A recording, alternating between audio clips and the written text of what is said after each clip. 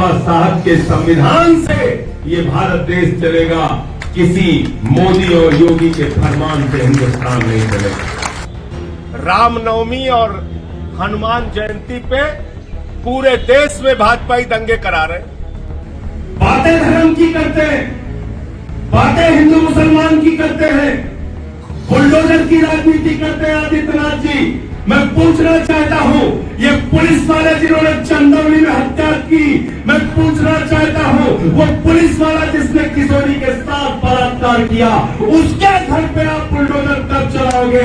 उसके घर पे बुलडोजर की कार्रवाई कब करोगे? मुझे बता। चुनाव के पहले भाजपाइयों ने कहा हम भी फ्री बिजली देंगे। मैंने यूपी वालों से कहा कि नक्कालों से सावधान रहना, तब माने नहीं बात। चुनाव खत्म हो गया, कहीं हम बिजली नहीं देंगे। तो ये कोयले का संकट कृत्रिम संकट है, आर्टिफिशियल संकट है, यानी ये संकट जानबूझकर पैदा किया गया है। जानते हैं क्यों? जानते हैं क्यों? क्योंकि मोदी जी के मित्रों, अडानी की पूरे दुनिया में कोयला की खदानें हैं। जब हिंदुस्तान में संकट पैदा हुए तब तो उनके खरीदा जाए। समझ गए कि नहीं समझ गए? मामला दलाली और भ्रष्टाचार का है, कोयले का संकट नहीं है। आदमी पार्टी की स्थिति क्या थी?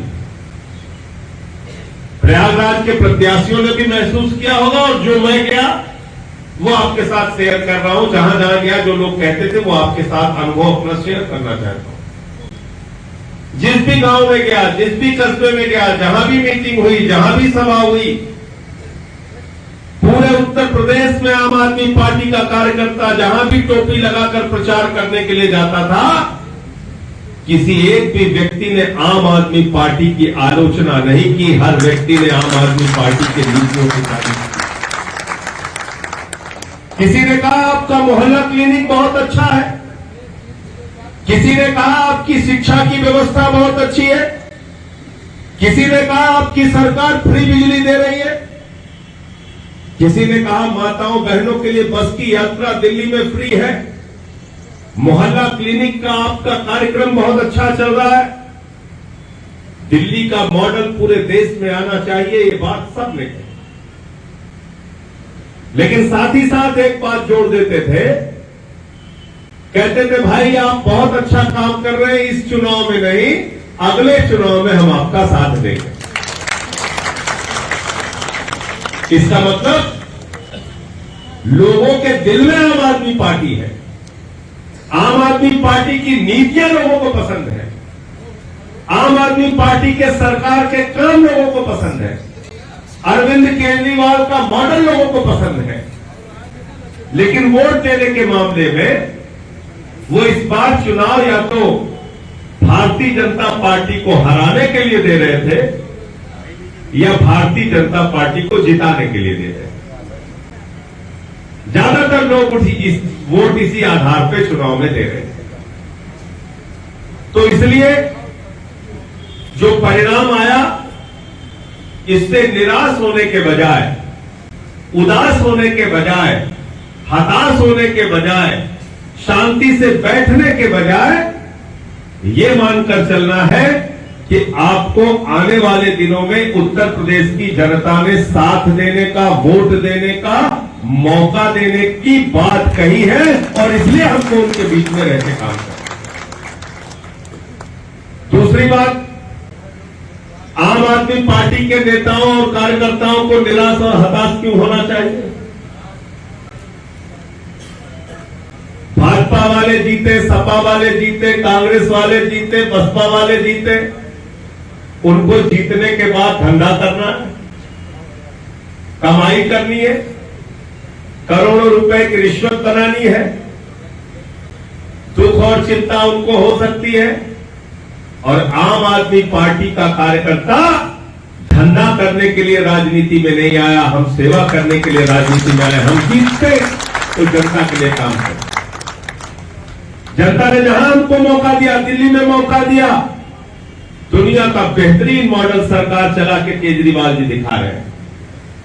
पंजाब में हमको मौका दिया, पंजाब में भगवंत मान जी बेहतरीन मॉडल, बेहतरीन सरकार चला के दिखा रहे हैं।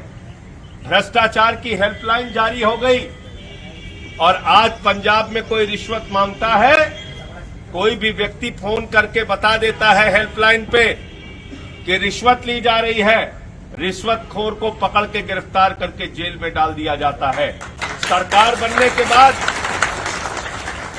पहली कैबिनेट पंजाब में हुई तो पहला फैसला पंजाब के बेरोजगारों को नौकरी देने का लिया गया पंजाब के अंदर। और अभी आपने देखा होगा माहौल बिगाड़ने का काम भारतीय जनता पार्टी के लोगों ने किया, माहौल बिगाड़ने का काम अकाली दल और कांग्रेस के लोगों ने किया, माहौल बिगाड़ने का काम शिवसेना के लोगों ने किया। तो 24 घंटे के अंदर आईजी हटा दिया गया, एसएसपी हटा दिया गया, डीएसपी हटा दिया गया, एसएचओ हटा दिया गया और हमारी सरकार ने, भगवंत मान ने कहा, वहां के मुख्यमंत्री ने साफ तौर पे कहा पंजाब की जमीन बहुत उपजाऊ है, हर प्रकार के बीज यहां पैदा होते हैं, लेकिन यहां नफरत के बीज पैदा नहीं होते। जहां आम आदमी का राज होगा वहां नफरत के बीज हम पैदा नहीं होने देंगे। इन बेईमानों ने दिल्ली में हमारे हाथ बांध रखे हैं।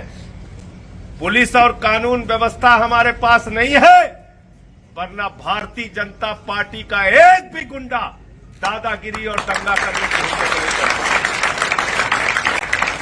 अगर दिल्ली के अंदर पुलिस हमारे पास होती तो बीजेपी के एक एक गुंडे का दिमाग और पूरी उनकी जो कार्य प्रणाली है उसको हम लोग ठीक कर देते। आज आम आदमी पार्टी ने पूरे देश के अंदर जनता के मन में एक उम्मीद जगाई है, लेकिन दुर्भाग्य से उत्तर प्रदेश की राजनीति में कुछ लोगों ने जाति और धर्म का खाना बना रखा है और उस जाति और धर्म के खाने में बांट दिया लोगों को, अपना राजनीति का धंधा चला रहे हैं। बच्चियों के साथ बलात्कार की घटना हो रही है। प्रयागराज में एक हफ्ते के अंदर 10 हत्याएं हो जा रही हैं। पूरा का पूरा परिवार साफ कर दिया जा रहा है। और तो और योगी जी के राज में थाने के अंदर किशोरी के साथ बलात्कार हो रहा है। मैं तो कहना चाहता हूं, योगी तेरे थाने में बलात्कार होता है बच्चियों के साथ। इसलिए आम आदमी पार्टी अब चुप और खामोश बैठने वाली नहीं है। जनता को उनके बुनियादी बातों पर एक साथ लाने की जरूरत है। आज हिंदुस्तान के अंदर महंगाई जो आसमान छू रही है, 2500 रुपए का कमर्शियल सिलेंडर पहुंच गया, 1000 रुपए का गैस का सिलेंडर पहुंच गया, सेंचुरी पार कर गया तेल का दाम। आज इन मुद्दों पर कोई चर्चा नहीं हो रही है। और तो और अपना पेट ठीक करने के लिए पानी में नींबू गाड़ के जो पीते थे, आपका नींबू भी चूस लिया, नींबू भी चूस लिया, किसी नींबू की तरह चूस लिया आपको। 300 रुपए किलो नींबू बिक रहा है, 300 रुपए किलो नींबू। घर के अंदर माताओं बहनों से पूछिए महंगाई की कितनी मार उनके चूल्हे पर पड़ रही है। नौजवान से पूछिए जो यहां प्रयागराज में हॉस्टल में रह के पढ़ाई करता है, कैसे अपने माँ बाप का पेट काट के उसको पैसा मिलता है और कैसे वो अपनी पढ़ाई करता है। पूछिए रिक्शा चलाने वाले से, रेडी पटरी वालों से, पूछिए गरीब इंसान से कैसे वो अपनी जिंदगी इस महंगाई में बिता रहा है। लेकिन महंगाई पर इस देश में कोई चर्चा नहीं। बेरोजगारी के कारण हरियाणा का एक नौजवान अपने बाप को चिट्ठी लिखता है, बापू माफ करना, मैं फौजी नहीं बन पाया इस जन्म में, और रस्सी पर अपना गर्दन लगा के, फंदा लगा के मर जाता है। इसी प्रयागराज में हॉस्टल के अंदर एक नौजवान आत्महत्या कर लेता है। आज नौजवान बेरोजगारी के कारण आत्महत्या कर रहा है। जब वो नौकरी मांगने प्रयागराज की सड़कों पर निकलता है तो उसको लाठियों से पीट कर लहूलुहान कर दिया जाता है। हॉस्टल के अंदर घुस के पुलिस वाले उसको मारते हैं। पटना के अंदर उसको घुस के मारते हैं, आंसू गैस के गोले छोड़े जाते हैं, टैंकर बुलाए जाते हैं, जैसे दुश्मन देश के नागरिकों के साथ निपटा जा रहा है। आज ये हो गई है नौजवानों की हालत। किसान आप जानते हैं 1 साल तक सड़कों पर बैठा रहा, उसको उसके फसल का दाम नहीं मिल रहा। उसके फसल के दाम में दलाली खाने का काम सरकार कर रही है। आज हर वर्ग दुखी है, माताएं बहनें सुरक्षित नहीं है, हर वर्ग चारों तरफ दुखी है, लेकिन इन मुद्दों पर कोई चर्चा नहीं होती। न टीवी में, न मीडिया में, न राजनीतिक दलों में कोई चर्चा नहीं होती। आम आदमी पार्टी के कार्यकर्ताओं से मैं कहना चाहता हूं, असली मुद्दों पर हिंदुस्तान की राजनीति को लाना है। हमको महंगाई पर जवाब दो, हमको अशिक्षा पर जवाब दो, हमको स्वास्थ्य पर जवाब दो, हमको बेरोजगारी पर जवाब दो, हमको किसानी पर जवाब दो, हमको माताओं बहनों की सुरक्षा पर जवाब दो। ये नकली मुद्दों पर हिंदुस्तान को फंसाना बंद करो, हमको हमारे मुद्दों पर जवाब दो। ये काम हमको करना है,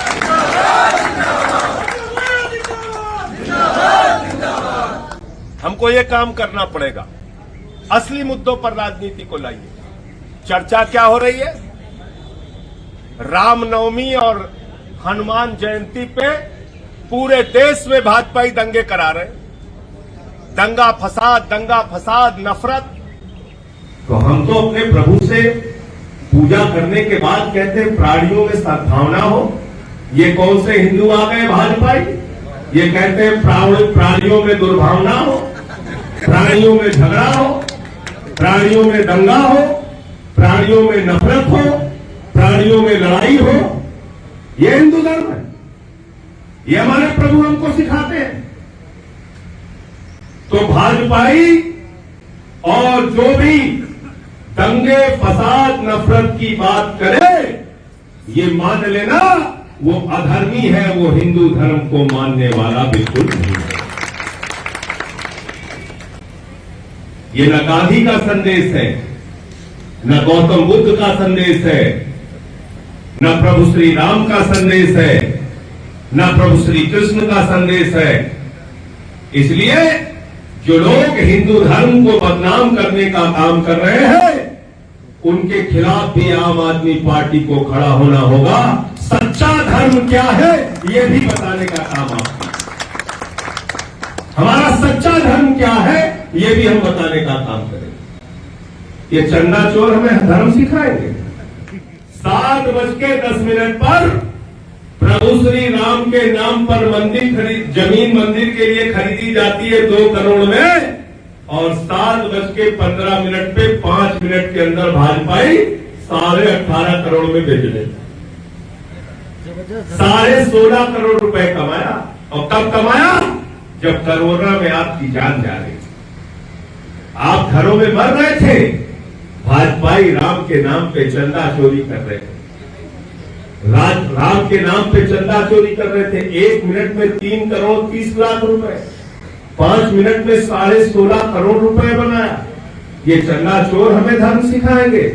हमको किसी भी चंदा चोर से धर्म सीखने की जरूरत नहीं है।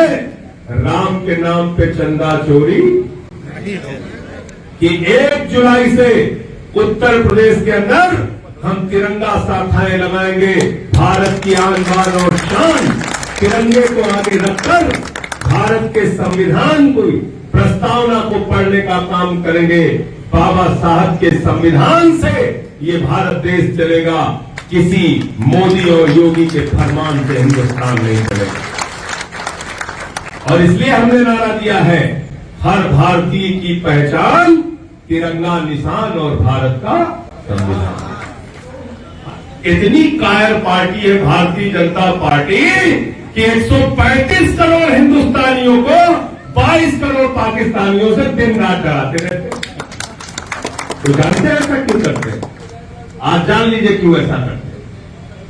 भाजपाइयों का संगठन बनाने का, आरएसएस का संगठन बनाने का जो फार्मूला है, उस फार्मूले में लिखा है समाज में डर पैदा करो तब तुम्हारा संगठन बनेगा। समाज में भय पैदा करो तब तब तुम्हारा संगठन बनेगा। ये भाजपाइयों का और आरएसएस का मूल सिद्धांत है। इसलिए अगर आप हिंदुस्तानी हैं तो इन टायरों के चक्कर में मत फंसिए। हमको किसी पाकिस्तान से डर नहीं लगता। जिसको भाजपाई को पाकिस्तान से डर लगता है वो दिन रात पाकिस्तान पाकिस्तान रटे। न हमको डर लगता है, न अल्ताफ भाई को डर लगता है, किसी को डर नहीं लगता पाकिस्तान से। हिंदुस्तान का एक एक नागरिक हिंदुस्तानी है और हम डरने वाले लोग हैं। बिल्कुल। आप डराते रहते दिन भर रात भर। आप बताइए कि एक ऐसी पार्टी है, दिल्ली देश की राजधानी, वहां माहौल खराब कर रखा है। हमारे मुख्यमंत्री के घर पे पहुंच गए भाजपा, वहां तोड़फोड़ कर रहे हैं। सीसीटीवी कैमरा तोड़ दिया, उनका गेट तोड़ दिया, उछल उछल के चढ़ रहे हैं। तो उनका एक लड़का है युवा मोर्चा का, तेजस्वी सूर्या, वो भी था साथ में, एमपी भी है। तो एक टीवी चैनल पे मिल गया, तो मैंने कहा तुम्हारे जैसे लड़के हमारे यहाँ यूपी बिहार में घर के बाहर बैठ के चाय पिलाते हैं, चाय पिलाते हैं। ये गुंडागर्दी मत करो, होश संभाल के ठीक से रहो। आप सोचिए 14 दिन उन लोगों को जेल हुई। गुंडागर्दी करने वाले जब जेल से छूट के आए तो भाजपा अपने कार्यालय में उन गुंडों को माला पहनाकर सम्मानित कर रही है। कहीं भी बलात्कार होता है, भाजपाइयों से जुड़ा हुआ बलात्कारी है तो थाने में पहुंचकर प्रदर्शन करते हैं कि बलात्कारी उनका भाई है, उसको छोड़ो। ये होगा हिंदुस्तान के अंदर। कठुआ में 6 साल की बच्ची के साथ बलात्कार हुआ, हाथों में तिरंगा लेके भाजपाई बलात्कारियों के समर्थन में निकल गए। अभी नोएडा के अंदर आप लोगों ने देखा होगा, बलात्कारियों के समर्थन में भाजपाई निकल गए। क्या हम लोग ये बर्दाश्त करेंगे? कोई भी राजनीतिक पार्टी अगर हमारी बच्चियों के साथ बलात्कार होगा, कोई घटना होगी, अगर बलात्कारियों के पक्ष में खड़े होंगे तो इनका चेहरा हिंदुस्तान की जनता के सामने बेनकाब करने का काम आम आदमी पार्टी का कार्यकर्ता है। पिछले दिनों कुछ दुखद घटनाएं हुई उत्तर प्रदेश में। इसी प्रयागराज में एक ही परिवार के 5 लोगों की हत्या कर दी। एक हफ्ता नहीं बीता, फिर से 5 लोगों की हत्या कर दी। पूरा परिवार साफ कर दिया गया। चंदौली के अंदर पुलिस दबिश मारने पहुंची और जिस लड़के को पकड़ने गई वो लड़का घर पे मौजूद नहीं था, उसकी 2 बहनों को पीट डाला, एक बहन की मौत हो गई। ललितपुर में एक किशोरी, एक बिटिया गैंग रेप का शिकार हुई और गैंग रेप का शिकार होने के बाद उसको लगा योगी जी के पुलिस के थाने में चलते हैं, न्याय मिल जाए। जब वो बिटिया थाने पहुंची तो सोचिए, खाकी वर्दी के उस दरिंदे ने उस बच्ची के साथ जो गैंग रेप की पीड़िता थी उसके साथ फिर से रेप। यह हो रहा उत्तर प्रदेश में। बातें धर्म की करते हैं, बातें हिंदू मुसलमान की करते हैं, बुलडोजर की राजनीति करते हैं आदित्यनाथ जी। मैं पूछना चाहता हूं, ये पुलिस वाले जिन्होंने चंदौली में हत्या की, मैं पूछना चाहता हूं, वो पुलिस वाला जिसने किशोरी के साथ बलात्कार किया, उसके घर पे आप बुलडोजर कब चलाओगे? उसके घर पे बुलडोजर की कार्रवाई कब करोगे? मुझे बता। हम राजनीति को साफ सुथरा करने का काम कर रहे हैं। चुनाव के पहले भाजपाइयों ने कहा हम भी फ्री बिजली देंगे। मैंने यूपी वालों से कहा कि नक्कालों से सावधान रहना, तब माने नहीं बात। चुनाव खत्म हो गया, कहें हम बिजली नहीं देंगे।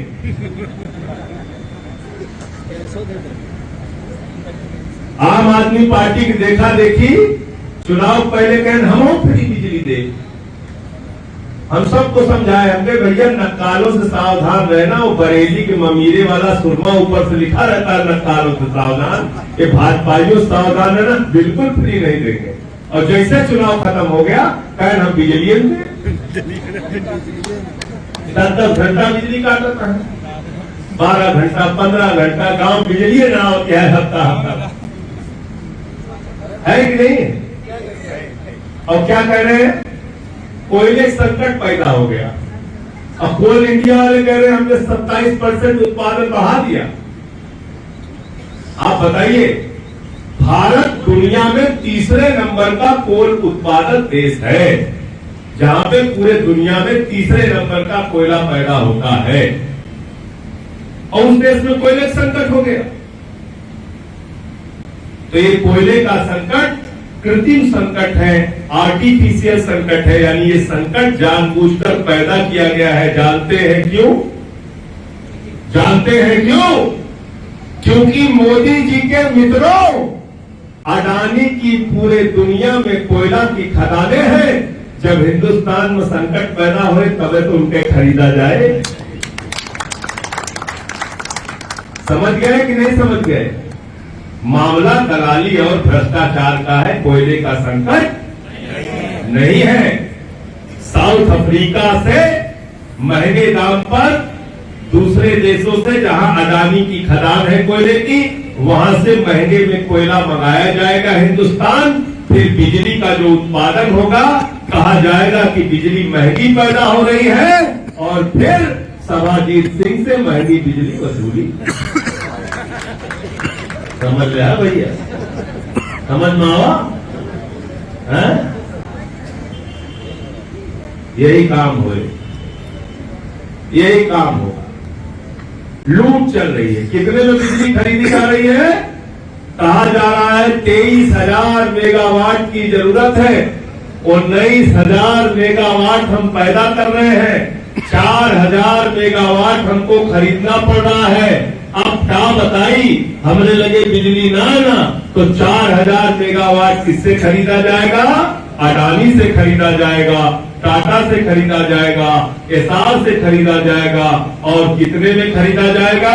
17 रुपए यूनिट खरीदा जाएगा, 20 रुपए यूनिट खरीदा जाएगा, 25 रुपए यूनिट खरीदा जाएगा। और जब महंगी बिजली खरीद के आपको बिजली दी जाएगी तो योगी जी उसका भुगतान नहीं करेंगे, मोदी जी उसका भुगतान नहीं करेंगे, कोई दूसरा उसका भुगतान नहीं करेगा। ये जो आम जनता बैठी है, आपको इसका भुगतान करना पड़ेगा। तो चुनाव खत्म, पैसा हजम। चुनाव खत्म, पैसा हजम। तो सब लोग समझ लीजिए कि ये लोग लुटेरे लोग हैं। ये आपका शोषण करने के लिए खाली सत्ता में बैठे हुए, महंगी बिजली खरीदेंगे और आपसे महंगी बिजली का पैसा वसूलेंगे। और फायदा किसको पहुंचेगा? मोदी जी के मित्रों। आपको मालूम है, कोरोना के महामारी में आपका रोजगार तो बंद हो गया, लेकिन दुनिया के 5 अमीर लोगों में जिस आदमी का नाम शामिल हो गया, उसका नाम क्या है? आप और हम कटोरा योजना के तहत भिखमंगे होते जा रहे हैं। अब मोदी जी के मित्रों, लूटो योजना के तहत पूरे दुनिया में नाम 8वें नंबर पर पहुंच गए। समझ रहे हैं आप? नेशनल दस्तक की आपसे गुजारिश है कि अगर इसको बचाना चाहते हैं तो नेशनल दस्तक को सब्सक्राइब करने के लिए रेड कलर के सब्सक्राइब बटन को दबाएं, फिर बेल आइकन की घंटी दबाएं। नेशनल दस्तक को बचाने के लिए बहुत जरूरी है कि हर खबर को शेयर करें, लाइक करें, कमेंट जरूर करें।